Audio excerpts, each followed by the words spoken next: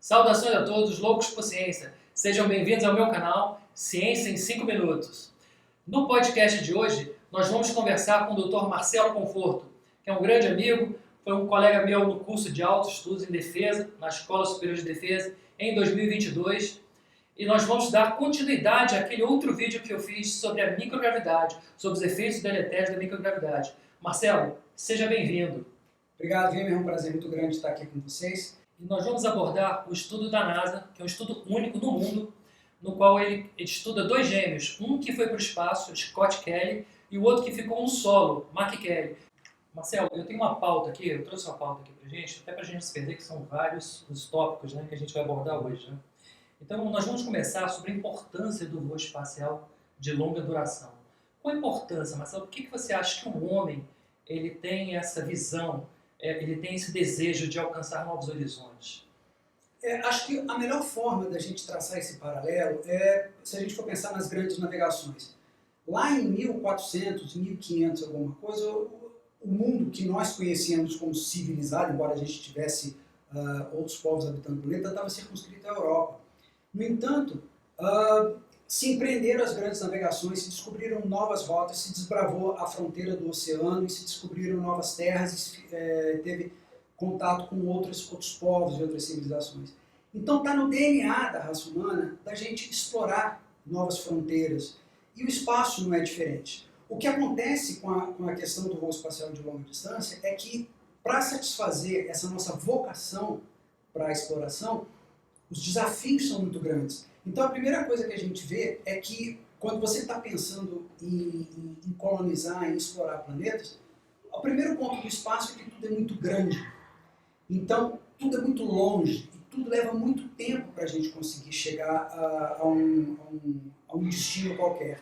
Então quando a gente tem, por exemplo, se a gente precisa desenvolver tecnologias que vão levar a gente a ficar muito tempo fora do nosso planeta, da mesma forma que os navegadores desenvolveram caravelas, as questões médicas, por exemplo, a questão do escorbuto, que eles não conseguiram saber que a falta de vitamina C, em longas distâncias você tem graves problemas de saúde. Então, tudo isso é o desenvolvimento da ciência.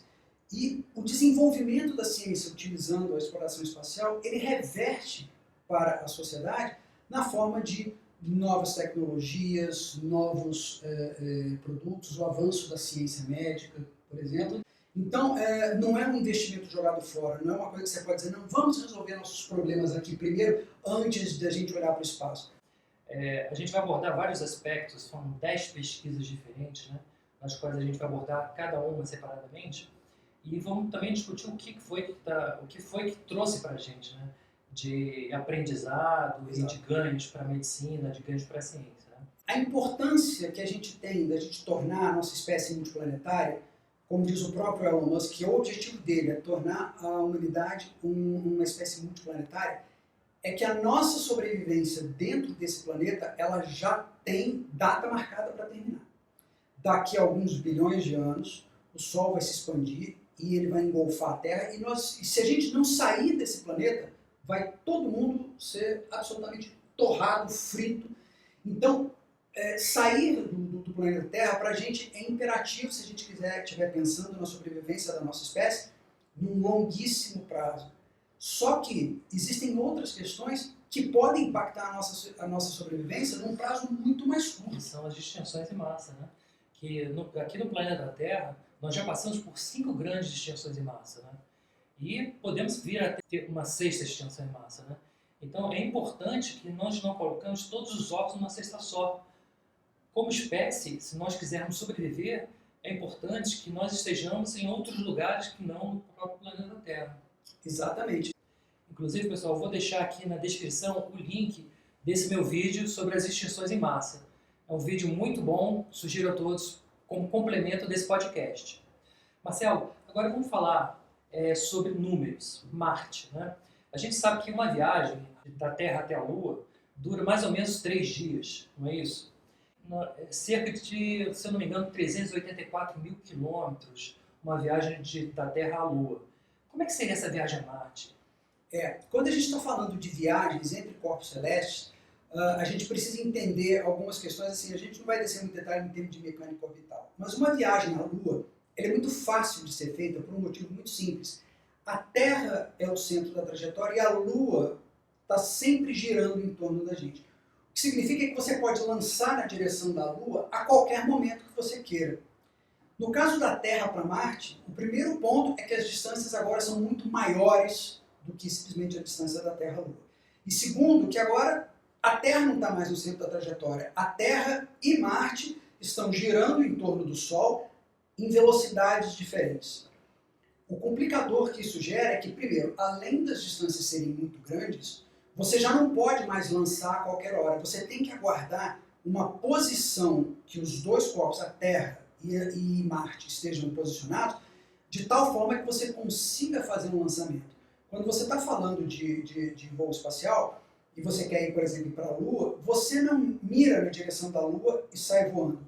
Se a viagem até a Lua leva 3 dias, você faz o destino na posição que a Lua vai estar há 3 dias, para vocês então se encontrarem. No caso da órbita de Marte, você percebe que existe uma posição ótima que você consegue sair da Terra e chegar em Marte, que isso é o que se chama de órbita de transferência de Raman. Porque o que acontece nesse meio tempo? A Terra e Marte continuam girando em torno do Sol. E vai ter uma hora em que Marte vai estar de um lado do Sistema Solar e a Terra vai estar do outro lado. O que faz com que uma viagem, por exemplo, para Marte, você não consiga fazer, por exemplo, um bate e volta. Você tem que fazer toda a trajetória, então uma viagem para Marte ela dura 7 meses.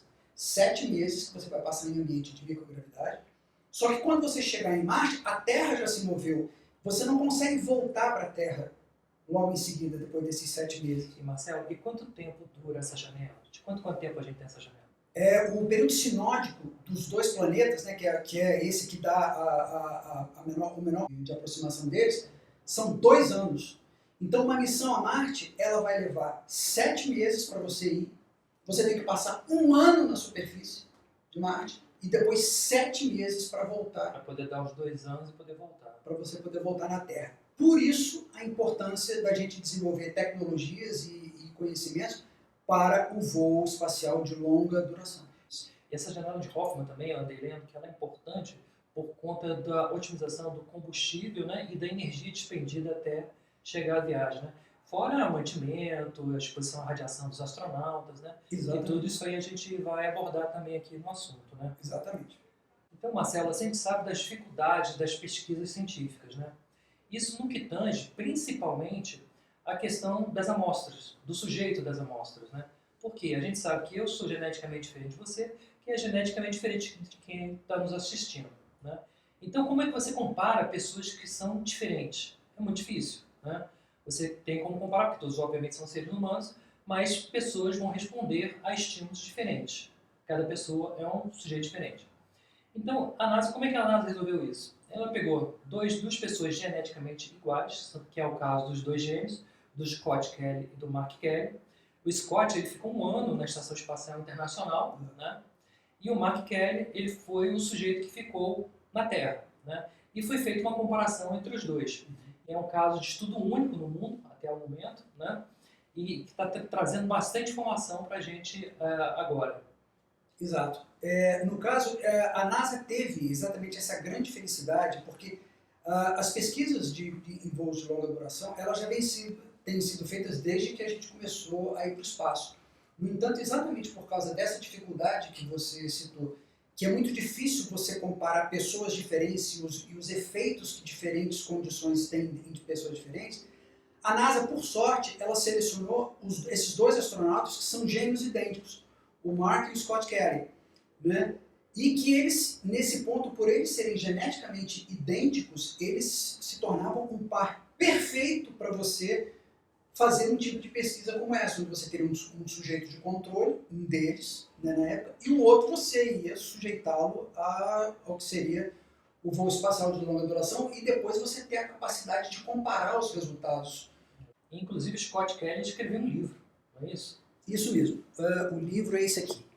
ele se chama Endurance, que em inglês significa resistência, que foi o principal resultado que se teve da pesquisa, ou seja, você tem que ter uma resistência orgânica, tanto física quanto mental, muito grande para suportar o voo espacial de longa duração. Porque afinal de contas foi um ano no espaço, né? Ele passou um ano no espaço junto com um outro colega russo. Então o que aconteceu foi isso. Esses dois astronautas, o Scott e o Mark Kelly, eles ambos eram oficiais da Marinha Americana. Capitães de Marinha. Capitães de Marinha. Ambos eram pilotos da aviação naval e ambos eram também pilotos de prova. Então eles tinham uma capacidade técnica já prévia muito grande, além da vantagem de serem gêmeos idênticos. Então quando a NASA... E o preparo físico também, né? E o preparo físico. O preparo físico e tudo. Esses dois, eles eram assim... eles já se destacavam muito. Só para vocês terem uma ideia, hoje o Mark Kelly, ambos já passaram já se aposentaram da NASA, mas o Mark Kelly hoje em dia ele é senador pelo estado do Arizona, e o Scott ele virou divulgador científico e palestrante. Ele também é representante de um órgão da ONU, também, se eu não me engano. Isso, exatamente. Bom, o resultado da pesquisa nós tivemos aí, tanto no aspecto molecular, no biológico, nos aspectos bioquímicos, né? Na questão epigenética, nas expressões genéticas, né? Então foram 10 equipes, né, que estudaram várias diferentes áreas, né, da questão da saúde dos astronautas, né? Que nós vamos ver mais à frente em detalhes quais foram cada uma delas. E também nós vamos conversar sobre as mudanças fisiológicas, cognitivas e moleculares que ocorrem no ser humano num voo de longa duração. Exato. Essa pesquisa ela acabou rendendo resultados muito interessantes. Um dos mais importantes foi com certeza a presença do primeiro gorila no espaço, conforme vocês vão poder ver pelo filme que vai ser colocado aqui. Na verdade, foi uma brincadeira que o Mark fez com o Scott, que ele mandou para a estação espacial, quando ele estava lá, uma fantasia de gorila, e o Scott simplesmente vestiu aquele negócio e saiu barbarizando, perseguindo os colegas dele de tripulação. Marcelo, mas antes de entrar nesses 10 tópicos, eu queria chamar a produção. Produção, traz a canequinha aqui do canal e uma água aqui pra gente. Aqui, como é de praxe, né, todo convidado ganha uma canequinha do canal para guardar de lembrança. Então a produção vai trazer aqui pra gente. Mas então vamos continuar, Marcelo. Então vamos falar dos telômeros, né? Vamos abrir um parênteses rápido aqui, falando que nas células do corpo humano, que são células eucariontes, nós temos 46 cromossomos. Ou seja, são 23 pares de cromossomos. 23 cromossomos nós herdamos da nossa mãe e 23 cromossomos nós herdamos do nosso pai. E sendo que desses cromossomos nós temos 44 cromossomos que são autossômicos e 2 cromossomos que são cromossomos sexuais, que é o cromossomo X e o cromossomo Y. Né? Os telômeros estão localizados na pontinha de cada cromossomo. Ou seja, eles são uma capa protetora desses cromossomos. À medida que a célula vai se replicando, esses vão diminuindo de tamanho. E quando eles ficam reduzidos ou eles praticamente desaparecem, as células entram em seniência, ou seja, elas estão envelhecidas e morrem consequentemente por conta disso. Então, os telômeros hoje eles são muito ligados à questão do envelhecimento celular. E, logicamente, isso no envelhecimento celular, mas no envelhecimento da pessoa também.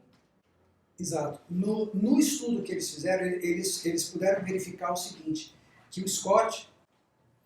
Obrigado, produção. A canequinha aí. Muito show. Gostou? A canequinha do canal. Aí. Então, só botar. O principal resultado da experiência, quando foram fazer a análise genética do Scott Kelly, perceberam o seguinte, que ele sofreu algumas mutações na dinâmica, através das quais esses telômeros eles vão sendo encurtados ao longo da vida. Então, foram registradas algumas diferenças em relação ao irmão dele que ficou na Terra, mas esse foi um dos resultados que, depois que ele voltou à gravidade normal da Terra, esses efeitos foram praticamente reduzidos. O que abre a porta da gente entender melhor como é que funciona o mecanismo dos telômeros associados ao envelhecimento e a criação de possíveis terapias para retardar o envelhecimento ou para tratar de algumas doenças genéticas. Trazendo benefícios, retornando benefícios para a própria sociedade. Exatamente. Um segundo tópico, Marcelo, é em relação ao sistema imunológico. Nós sabemos que o sistema imunológico ele sofre também na microgravidade. Inclusive no meu outro vídeo eu toquei e abordei esse fato. Né? Mas foi feito nesse experimento com os gêmeos, né, com o Scott e o Mark. O Scott ele foi vacinado. Ele foi vacinado antes, durante a viagem e ao chegar na viagem. E com isso, o que foi percebido? Foi percebido que a resposta que o corpo normalmente tem a um agente imunizante, como uma vacina, por exemplo, não sofreu alteração pelo fato dele estar em microgravidade. O que abre a porta para que, em viagens de longa duração, você possa ter administração de vacinas ou de outros tipos de compostos imunizantes que você não vai ter um grande prejuízo para a resposta imunológica do corpo humano. O terceiro tópico, né, de pesquisa foi em relação à expressão genética. O que é expressão genética? Expressão genética nada mais é do que o resultado final, é o produto final da decodificação do DNA. E quando você tem uma mudança nessa expressão genética, é que você teve uma alteração bioquímica, uma alteração química do DNA, fazendo com que essa expressão fosse diferente do resultado esperado. No caso da pesquisa, o que foi verificado é que enquanto o Scott Kelly estava submetido ao ambiente de microgravidade, existiram alterações na expressão genética dele. No entanto, quando ele retornou à Terra, à gravidade 1, quase 92% dessas alterações reverteram ao estado que ele tinha antes do voo. No entanto, algumas outras permaneceram. Então agora o Scott Kelly está num período de acompanhamento de um prazo um pouco mais longo para o pessoal verificar se essas alterações elas vão ser efetivamente permanentes ou se simplesmente é um prazo maior para reversão. No entanto, isso abre a porta para o desenvolvimento de novas terapias genéticas, da gente conseguir entender ainda mais profundamente como é que é todo o mecanismo da expressão genética e, a partir disso, o desenvolvimento de novas possibilidades para a medicina. O quarto tópico da pesquisa foi a parte cognitiva, a cognição. E os quesitos abordados foram o alerta, o reconhecimento das emoções e a orientação espacial. Marcelo, o que foi que encontraram nisso daí? O principal resultado da pesquisa nesse quesito foi que, enquanto o Scott teve um ano no espaço, não foram verificadas grandes mudanças na capacidade cognitiva dele. Resultado do estado de alerta e atenção. No entanto, quando ele retornou à gravidade da Terra, levou em torno mais ou menos de 6 meses para ele, especialmente, reverter aos níveis pré-voo da velocidade com a qual ele respondia a estímulos e a precisão com que ele realizava determinadas tarefas. O que muito provavelmente os autores da pesquisa chegaram à conclusão de que era por causa exatamente da readaptação dele à gravidade da Terra. O quinto tópico dessa pesquisa foi a bioquímica. Você sabe que a bioquímica ela é muito importante para o funcionamento do nosso organismo. O nosso organismo funciona praticamente a estímulos químicos e a estímulos elétricos. O que foi achado nessa pesquisa? Foi muito interessante porque eles acabaram descobrindo o seguinte. Durante a missão de um ano, o Scott Kelly ele teve 7% de perda de massa corporal, ou seja, ele basicamente emagreceu. No entanto, se você comparar com a ingesta de alimento, ele ingeriu 30% a menos de calorias. O que não mostra uma relação linear entre a sua ingesta de calorias e o quanto, por exemplo, você perde de peso. É claro que um pouco disso foi explicado exatamente pelo fato de você estar em ambiente de microgravidade, o seu corpo não precisar suportar o peso que normalmente você teria na Terra com o seu esqueleto. Então, a taxa dele de renovação óssea também foi reduzida, mas a partir do momento em que ele retornou para a gravidade da Terra, isso retornou aos níveis normais. Outra coisa importante foi o ácido fólico. O ácido fólico, que é o folato ou a vitamina B9, ela no estado pré-voo do Scott Kelly, ela estava baixa. Durante o voo, ela aumentou. Por quê? Muito provavelmente por conta da alimentação balanceada, que existe uma preocupação da NASA muito grande em relação à dieta dos astronautas. E o ácido fólico ele é muito importante por quê, Marcelo? Ele é muito importante porque ele atua na síntese do DNA. Bom, esses resultados eles demonstram que a importância do controle da dieta e da realização de exercícios quando você está executando missões de longa duração. Esse foi um dos principais resultados apontados pela pesquisa. O sexto tópico dessa pesquisa foi em relação ao microbioma. Foi estudado, Marcelo, a questão da microbiota intestinal, porque a gente sabe hoje que quanto mais diversificado são as bactérias que compõem essa microbiota, melhor é o estado de saúde desses astronautas. O que a NASA achou em relação a essa pesquisa? Foi muito interessante porque eles acabaram chegando à conclusão, também demonstrando a importância do controle da dieta. No caso do Scott Kelly, o que foi verificado que exatamente como a alimentação dele durante o voo de um ano, ela consistiu basicamente de muito alimento liofilizado e desidratado, a flora intestinal dele sofreu grandes variações, que, no entanto, na hora que ele retornou à Terra, elas reverteram ao estado que era verificado antes do voo. O que também, de novo, demonstra a importância do controle alimentar e que você faz durante uma missão de longa duração. O sétimo tópico dessa pesquisa foi a epigenômica. Eu vou ter que abrir um parênteses aqui para falar primeiro sobre metilação do DNA, que é uma alteração bioquímica da molécula, que isso leva a uma alteração epigenética, ou seja, é uma alteração do gene do DNA. Ou seja, o gene que ia responder de uma forma, ele acaba respondendo de outra forma, sem que necessariamente haja uma quebra dessa molécula ou uma alteração da sequência do DNA. Exato. E nessa pesquisa, o que foi verificado foi que foram verificadas algumas alterações epigenômicas, mas que no momento em que o Scott retornou à gravidade terrestre, essas modificações foram revertidas. A grande vantagem dessa parte do estudo é que ela permitiu que nós identificássemos quais são as partes do genoma humano que são mais suscetíveis e podem ser mais afetadas num voo espacial de longa duração, o que abre possibilidade da gente desenvolver terapias genéticas para isso ou de tentar achar formas de diminuir esses resultados. O oitavo tópico abordado foi a questão do metabolismo, né? Que eles tiveram controle tanto do Scott Kelly quanto do Mark Kelly em solo. Através de equipamentos de ultrassom, exames de sangue e exames de urina, eles viram e acompanharam o Scott em relação à formação da aterosclerose, ou seja, a formação de placas de ateroma nas artérias da carótida, né? E as causas mais frequentes foram a inflamação e o estresse oxidativo. O estresse oxidativo nada mais é que um desequilíbrio entre a formação dos radicais livres e o sistema de defesa contra a formação dos radicais livres.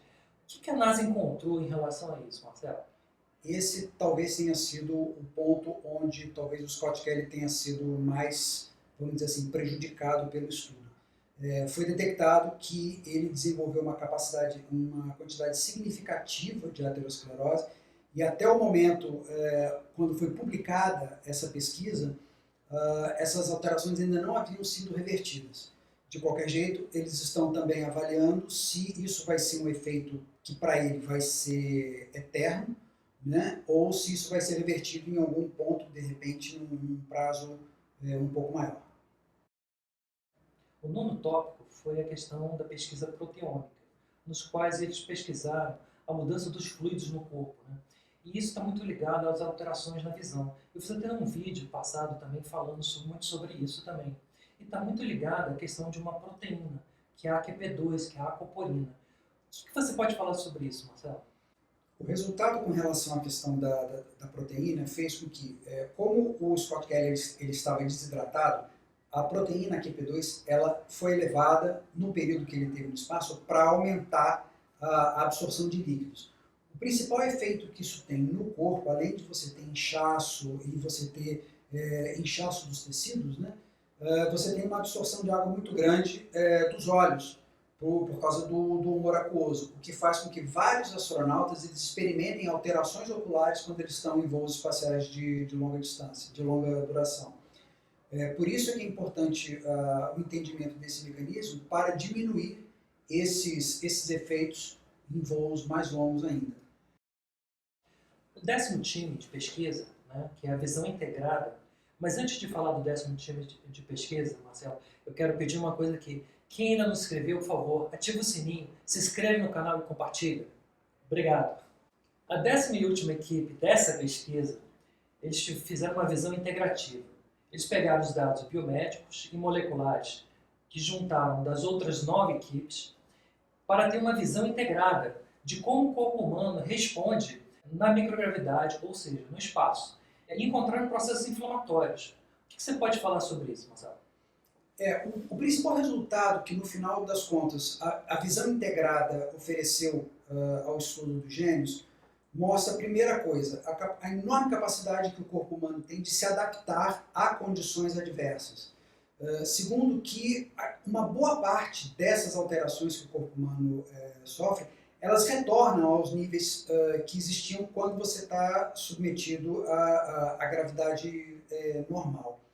No entanto, alguns efeitos eles ainda permanecem. Então, se abre com isso possibilidade de novas pesquisas. E um dos resultados mais importantes da pesquisa dos gêmeos é que, por muitos anos a fio, ainda vai se estudar alguns dos efeitos que ainda permanecem, especialmente no Scott Kelly, depois do voo espacial, para buscar novas possibilidades de terapia, tanto para essas moléstias aqui na Terra, quanto para reduzir os possíveis problemas quando a gente tem um voo espacial de longa duração, que conforme a gente viu, para a gente chegar em Marte, vai ser o caso. É isso aí. E você ia comentar também da questão das bombas relógios. Uma das razões pelas quais é muito importante a gente desenvolver essas tecnologias associadas ao voo espacial de longa duração é que, como foi visto no próprio vídeo do canal, onde se fala sobre as extinções em massa, nós temos determinadas situações que podem ocorrer na Terra e que podem levar à extinção da raça humana. Todos vocês conhecem a questão do meteorito que caiu e extinguiu os dinossauros. Aquilo foi um evento de extinção em larga escala, que se ele acontecer de novo, a humanidade vai passar por um período muito difícil. A gente não precisa nem chegar aí, né? A gente pode até ter uma guerra nuclear, uma hecatombe nuclear, alguma coisa assim, né? Ou isso. E também, como foi mostrado no vídeo sobre as extinções em massa, vulcanismo em excesso pode ocasionar um completo colapso do ecossistema. E esse caso específico, nós temos algumas bombas relógio que estão no momento no planeta que nós temos que nos preocupar muito. Existem os supervulcões que, quando eles entram em erupção, eles promovem uma verdadeira devastação no ecossistema terrestre. Basicamente, você tem, atualmente na Terra, você tem Campi Flegrei, na Itália, que pega toda aquela região de Nápoles, onde o Vesúvio é apenas um dos cones do Campi Flegrei, mas o principal deles é o de Yellowstone, nos Estados Unidos. A erupção do Yellowstone, em termos geológicos, ela já está atrasada. Então, a possibilidade de você ter uma grande erupção que pode causar um colapso do ecossistema da Terra é muito real e isso está sendo estudado pelos geólogos com um cuidado muito grande. A verdadeira bomba relógio. Com certeza. Bom, Marcelo, eu agradeço muito a sua participação aqui no canal. Eu queria estender e fazer um convite para você, para a gente fazer a locução da Starship, para fazer o react ao lançamento da Starship. Se você estiver disponível, obviamente. Depois que meu coração voltar a bater, que no dia que isso acontecer, eu não respondo por mim, mas no dia que meu coração voltar a bater, com certeza. Obrigado pela presença, Marcelo. Se gostou do conteúdo desse vídeo, só depende de você. Dê o like, se inscreva no canal e compartilhe. Ajude o canal a crescer. E me siga nas redes sociais para mais conteúdo.